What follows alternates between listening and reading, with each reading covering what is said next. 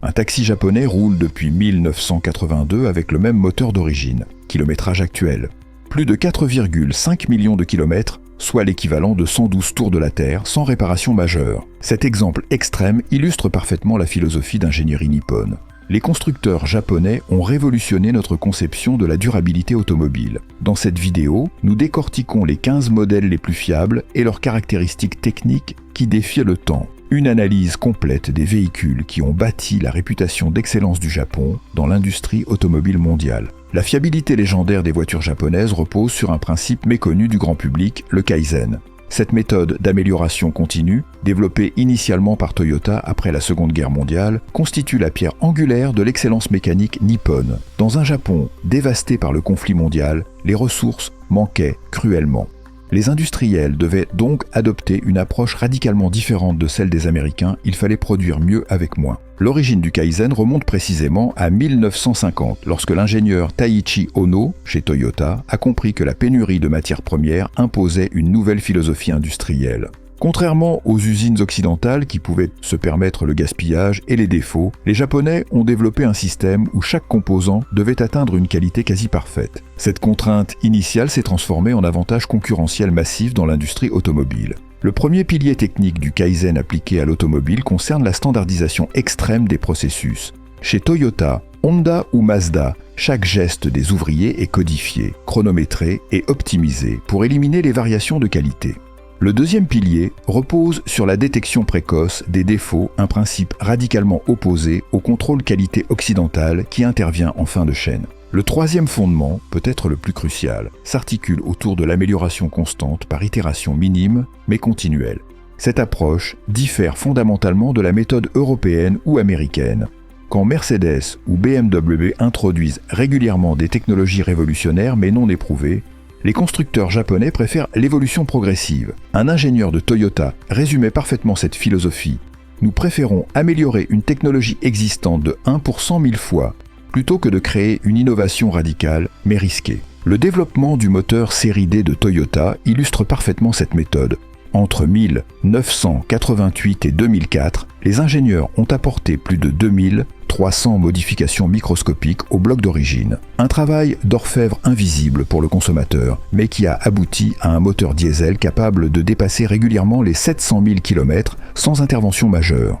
Certains segments n'ont été redessinés que pour gagner 0,03 mm de tolérance, une obsession du détail incompréhensible pour beaucoup d'ingénieurs occidentaux. L'application concrète du Kaizen sur les chaînes de montage japonaises révèle une autre différence culturelle majeure.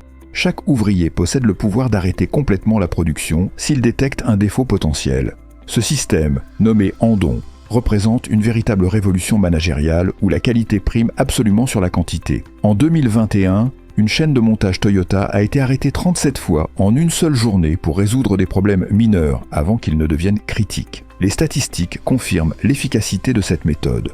Selon le rapport JD Power 2022, les véhicules japonais présentent en moyenne 0,8 défauts par unité contre 2,7 pour leurs homologues européens. Plus révélateur encore, la progression sur 20 ans, les constructeurs japonais ont réduit leur taux de défaut de 63%, quand les marques allemandes n'ont progressé que de 41% sur la même période. L'ingénieur Takeshi Uchiyamada, considéré comme le père de la Prius, expliquait dans une interview technique comment la méthode Kaizen a permis d'atteindre 98,7% de fiabilité sur les transmissions Lexus. Nous n'avons pas cherché à réinventer la boîte automatique. Nous avons simplement identifié les 347 causes potentielles de défaillance et résolu méthodiquement chacune d'entre elles, une par une, durant 7 années de développement. La méthodologie Kaizen constitue donc le socle invisible de la fiabilité japonaise. Elle crée une culture d'excellence où chaque composant, du joint de culasse au commutateur d'essuie-glace, est optimisé jusqu'à l'obsession. Cette approche paraît souvent excessive aux yeux occidentaux, mais les résultats parlent d'eux-mêmes un taux de panne inférieur de 60% à la moyenne du marché sur les 5 premières années de vie d'un véhicule. Cette approche systématique se manifeste particulièrement dans les choix techniques spécifiques que nous allons maintenant examiner sur les modèles les plus emblématiques. Car derrière les statistiques impressionnantes se cachent des décisions d'ingénierie précises qui expliquent pourquoi certaines voitures semblent virtuellement indestructibles. La Toyota Corolla règne en maîtresse absolue sur l'industrie automobile mondiale depuis plus de 5 décennies. Comment expliquer qu'une simple berline compacte, sans prétention particulière, soit devenue le véhicule le plus vendu de l'histoire avec plus de 50 millions d'exemplaires écoulés depuis 1966 ? La réponse se trouve dans 3 innovations techniques spécifiques qui constituent la colonne vertébrale de sa fiabilité légendaire. Le premier pilier repose sur la conception exceptionnelle du bloc moteur. La série A, puis la série ZZ qui a suivi, intègrent des caractéristiques techniques rarement mises en avant dans les brochures commerciales, mais fondamentales pour la longévité. Toyota a adopté une approche radicalement différente des constructeurs européens avec l'utilisation systématique de chemises humides dans les cylindres. Cette technologie permet un refroidissement nettement plus efficace et une réduction significative de l'usure. Les renforts structurels spécifiques ajoutés au bloc permettent une dilatation thermique parfaitement contrôlée, éliminant les contraintes destructrices lors des cycles de chauffe et refroidissement répétés. L'analyse technique du vilebrequin révèle une approche typiquement japonaise. Cet élément crucial, véritable colonne vertébrale du moteur, a été délibérément surdimensionné de 5 mm par rapport aux standards européens. Cette différence apparemment minime offre en réalité une résistance exceptionnelle aux contraintes mécaniques. Lorsqu'un moteur européen commence à montrer des signes de faiblesse après 200 000 km, le vilebrequin renforcé d'une Corolla continue de tourner sans broncher, supportant les forces de torsion avec une marge de sécurité considérable. Le deuxième pilier technique de la Corolla réside dans son système de distribution à chaîne double plutôt qu'à courroie. Toyota a fait ce choix coûteux, environ 30% plus cher, à produire mais multipliant par 5 la durée de vie du système. Cette décision technique s'oppose directement à la philosophie européenne privilégiant la réduction des coûts de fabrication. Les courroies de distribution, qui nécessitent un remplacement tous les 60 000 à 120 000 km, sur la plupart des véhicules européens, sont remplacées chez Toyota par un système à chaîne conçu pour durer toute la vie du véhicule. La révélation la plus surprenante concerne la philosophie même de conception du moteur. Toyota limite délibérément la puissance spécifique de ses blocs à environ 55-60 chevaux par litre quand les constructeurs européens poussent régulièrement à 4-20-90 chevaux par litre. Ce choix, contre-intuitif dans une industrie obsédée par les performances, s'explique par une vision à long terme. En réduisant les contraintes sur les pistons, bielles et segments, Toyota garantit une durée de vie incomparable, préférant un moteur modeste mais increvable à un bloc performant mais fragile. Le troisième pilier fondamental réside dans le système de lubrification optimisé. Les canalisations d'huile surdimensionnées et la filtration renforcée constituent une assurance vie pour le moteur. Même après des dizaines de milliers de kilomètres, le circuit d'huile maintient un débit optimal, là où de nombreux moteurs européens commencent à souffrir d'une lubrification insuffisante. Cette conception permet des intervalles d'entretien significativement plus longs, sans risque pour la mécanique. Une étude approfondie réalisée sur 1000 Corolla ayant dépassé 400 000 km révèle des chiffres stupéfiants. Moins de 2% ont nécessité des réparations majeures sur le groupe motopropulseur. La comparaison avec la Volkswagen Golf est particulièrement révélatrice. Selon l'étude 2021 à kilométrage équivalent, la Golf présente un taux de défaillance moteur 3,8 fois supérieur à celui de sa rivale japonaise. Ces 3 innovations techniques spécifiques, bloc moteur renforcé, distribution à chaîne et lubrification optimisée, expliquent pourquoi la Toyota Corolla dépasse régulièrement les 500 000 km sans problème majeur. Chaque composant a été conçu non pas pour impressionner lors d'un essai routier, mais pour assurer une fiabilité exceptionnelle sur plusieurs décennies d'utilisation. Cette philosophie de conception conservatrice mais ultra fiable se retrouve également chez Honda, qui a résolu un problème majeur que les Européens n'ont jamais réellement maîtrisé, la fiabilité des transmissions automatiques, véritable talon d'Achille de nombreux constructeurs premium. Les transmissions automatiques représentent historiquement le point faible majeur des constructeurs européens. Honda, contre toute attente, a résolu cette équation technique complexe dès les années 1990, créant des boîtes capables de dépasser 500 000 km sans intervention majeure. Cette réussite s'explique par une compréhension approfondie du problème fondamental des transmissions automatiques, l'équilibre délicat entre fluidité, réactivité et durabilité. Dans une boîte automatique conventionnelle, le convertisseur de couple génère une quantité importante de chaleur et souffre d'un rendement médiocre.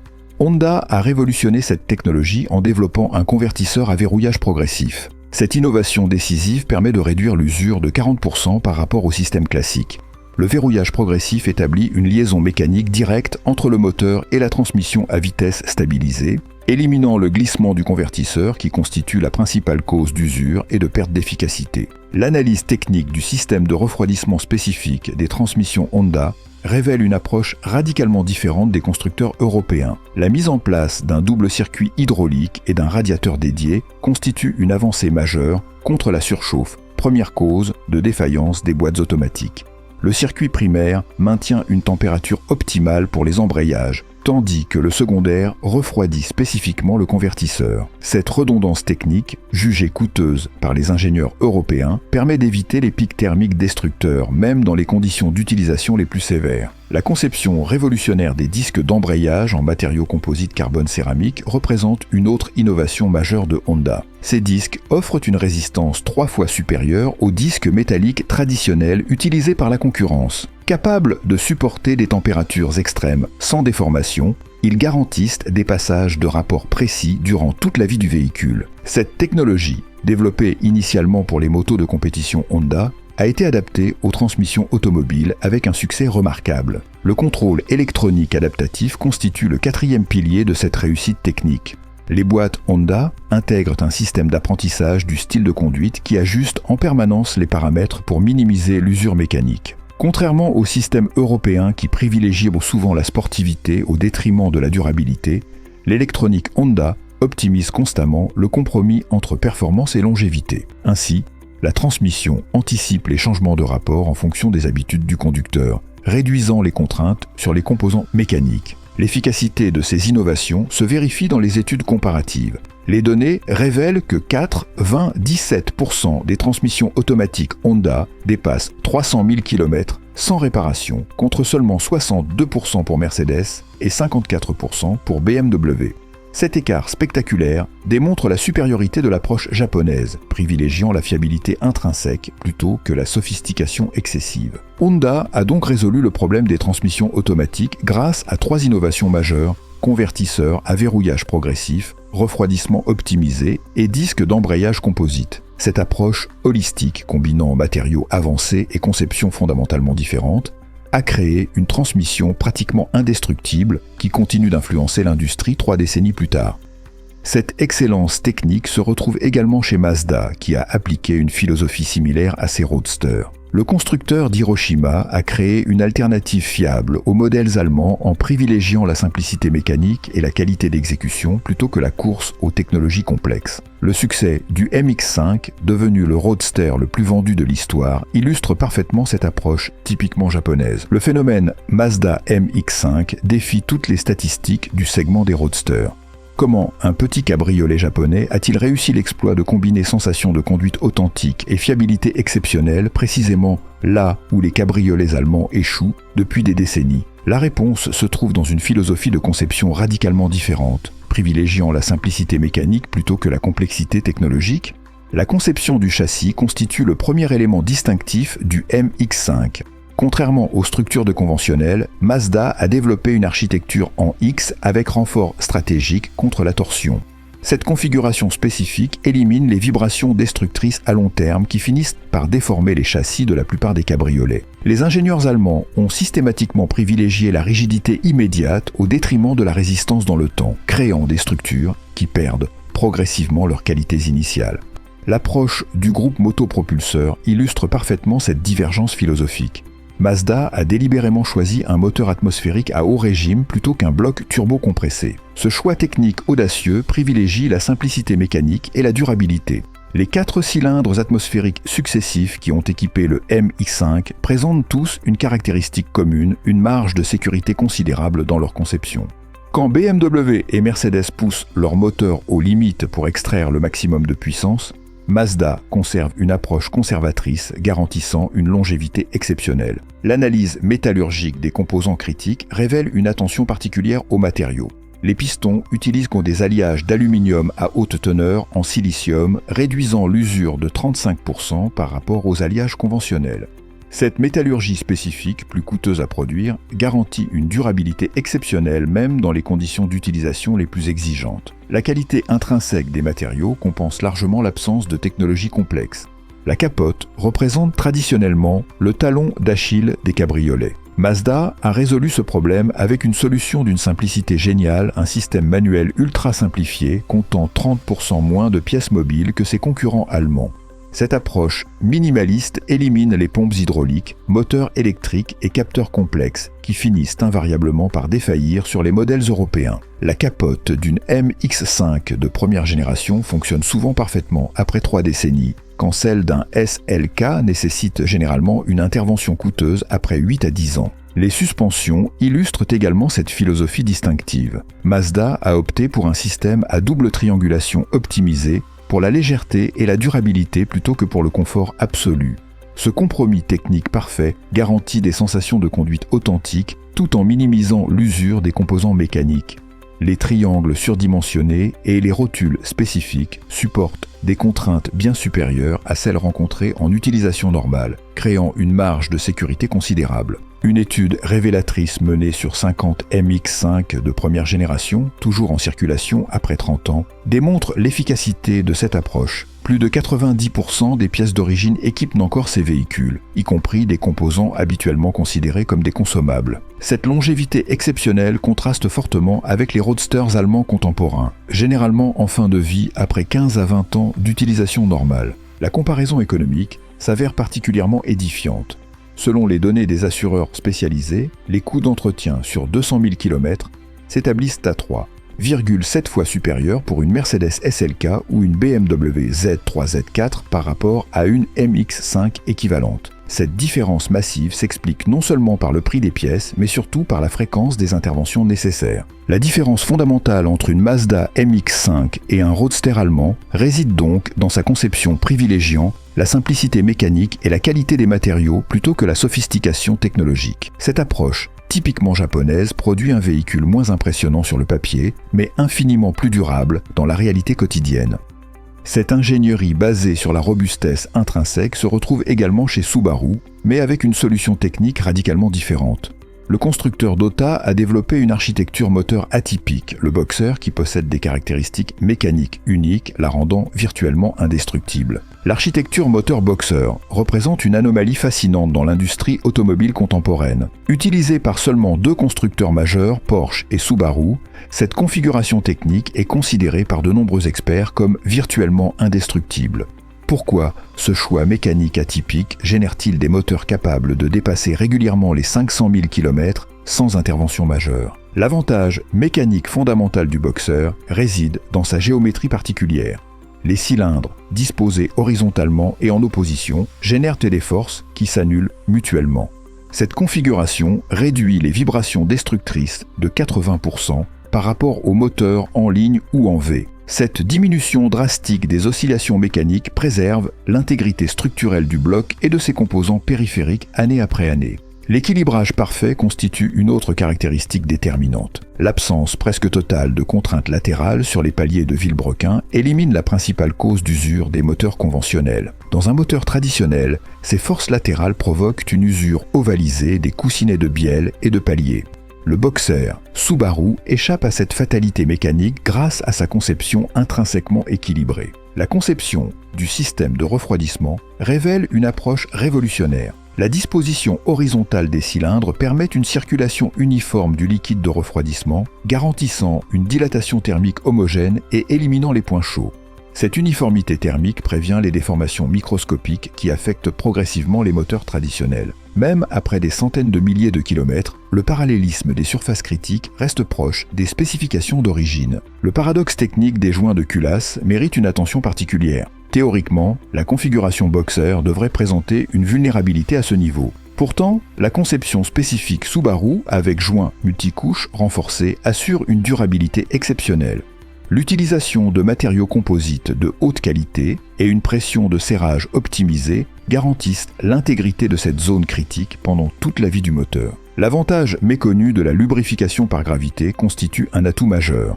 La position horizontale des cylindres optimise la répartition d'huile à froid, moment critique pour l'usure mécanique. Les surfaces des segments et des chemises reçoivent une lubrification adéquate dès les premières 2 secondes de fonctionnement, contrairement aux moteurs verticaux où l'huile doit remonter contre la gravité. Cette caractéristique préserve l'intégrité des surfaces de frottement année après année. L'analyse technique de moteurs EJ25, ayant dépassé 500 000 km sans réfection, révèle des données stupéfiantes. Les mesures de compression restent généralement dans les spécifications d'usine, avec des écarts inférieurs à 5% entre les cylindres. L'usure des chemises, mesurée au comparateur, présente des valeurs inférieures à 0,08 mm, même après des distances considérables. Ces chiffres démontrent scientifiquement la longévité exceptionnelle de cette architecture. Dans un moteur conventionnel soumis à des accélérations latérales importantes, l'huile s'accumule d'un côté du carter, créant momentanément des zones insuffisamment lubrifiées. Le boxer, avec son centre de gravité bas et sa distribution symétrique des masses, maintient une lubrification optimale même dans les conditions les plus extrêmes. Cette caractéristique explique pourquoi ces moteurs survivent à des traitements qui détruiraient n'importe quelle autre architecture. Les moteurs Boxer Subaru sont considérés comme virtuellement indestructibles grâce à leur équilibrage parfait, leur refroidissement homogène et leur lubrification optimisée par la conception même. Ces caractéristiques intrinsèques, combinées à une approche conservatrice de la puissance spécifique, créent un bloc moteur capable de parcourir des distances impressionnantes sans intervention majeure. Cette obsession de la qualité mécanique culmine chez Lexus, qui a poussé le contrôle qualité à un niveau que même les marques allemandes premium n'ont jamais pu égaler. Si Subaru a privilégié l'excellence de conception, Lexus a développé des processus de fabrication d'une rigueur sans précédent, transformant le contrôle qualité en véritable science exacte. La création de Lexus en 1989 constitue un paradoxe industriel fascinant. Comment une marque si jeune a-t-elle réussi à surpasser en fiabilité des constructeurs allemands établis depuis plus d'un siècle ? Mercedes-Benz accumule 130 ans d'expérience dans l'automobile premium, mais les statistiques de fiabilité montrent clairement la domination japonaise. Cette anomalie s'explique par une approche radicalement différente du contrôle qualité, transformée en véritable science exacte. Le processus de sélection des fournisseurs illustre cette rigueur exceptionnelle. Lexus impose des critères de qualité 30% plus stricts que la norme du secteur, éliminant d'emblée les fournisseurs incapables d'atteindre cette excellence. Plus révélateur encore, la fréquence des audits mensuels chez Lexus contre trimestriels chez les concurrents allemands crée une pression constante vers l'amélioration. Cette surveillance permanente génère un écosystème industriel d'une précision inégalée. La méthode Takumi représente probablement l'aspect le plus fascinant du système Lexus. Ces maîtres artisans japonais, formés pendant des décennies, possèdent des capacités sensorielles extraordinaires, capables de détecter des défauts d'alignement de 0,3 mm au simple toucher. Ils interviennent là où les systèmes robotisés allemands, pourtant technologiquement avancés, tolèrent des écarts jusqu'à 0,8 mm. Cette perception presque surhumaine de l'imperfection constitue un avantage compétitif impossible à reproduire par la simple technologie. Le test des 1000 heures démontre l'obsession japonaise de la durabilité. Chaque nouveau composant introduit dans un véhicule Lexus doit fonctionner sans interruption pendant 1000 heures en conditions extrêmes avant validation pour la production. Cette méthodologie impitoyable élimine systématiquement les faiblesses potentielles bien avant qu'elles n'atteignent un véhicule de série. Mercedes et BMW soumettent généralement leurs composants à des tests beaucoup plus courts, privilégiant la rapidité de mise sur le marché. L'approche du développement logiciel révèle une différence culturelle profonde. Les 2 millions de lignes de code contrôlant les systèmes électroniques Lexus subissent 3 vérifications indépendantes, contre une seule chez la plupart des concurrents. Cette triple redondance dans la validation explique la rareté des dysfonctionnements électroniques sur les modèles japonais quand les véhicules allemands souffrent régulièrement de bugs informatiques. La traçabilité constitue un autre pilier méconnu de cette excellence. Le système propriétaire Lexus attribue un code unique à chaque composant critique permettant de remonter instantanément jusqu'à l'ouvrier qui l'a assemblé et à la machine qui l'a fabriqué. Cette capacité de traçage total facilite l'identification immédiate de la source d'un éventuel problème, permettant de corriger les défauts à leur origine plutôt que de simplement traiter les symptômes.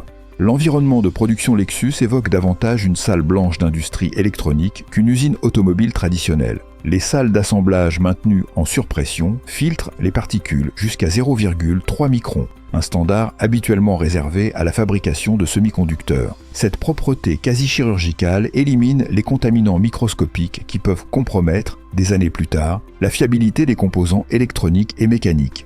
Les statistiques confirment l'efficacité de cette approche. Sur les 10 dernières années, Lexus maintient un taux de rappel exceptionnel de 0,3%, comparé à 1,9% pour Mercedes et 2,2% pour BMW.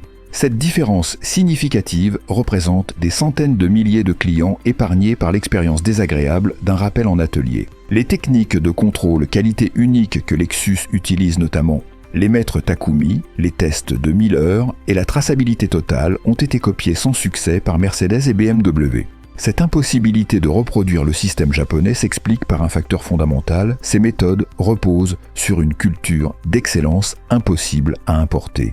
Les constructeurs allemands peuvent acheter des équipements identiques et former leur personnel aux mêmes procédures, mais ils ne peuvent transplanter l'état d'esprit qui rend ce système si efficace. Cette obsession japonaise de la qualité se manifeste également dans l'élimination systématique des défauts de conception, particulièrement visible chez Toyota. La maison mère de Lexus applique des principes similaires à ses modèles grand public, créant des véhicules ordinaires dotés d'une fiabilité extraordinaire qui transforme l'expérience de propriété automobile. Les constructeurs japonais appliquent désormais leurs principes fondamentaux aux nouvelles motorisations avec la même rigueur méthodique. L'ingénierie robuste et le contrôle qualité rigoureux restent au centre de leur philosophie, même face aux évolutions technologiques actuelles. L'amateur automobile averti retiendra cette leçon essentielle, privilégier systématiquement les technologies éprouvées et l'excellence d'exécution plutôt que l'innovation permanente si la fiabilité constitue la priorité absolue. L'impact des méthodes japonaises sur l'industrie mondiale demeure considérable.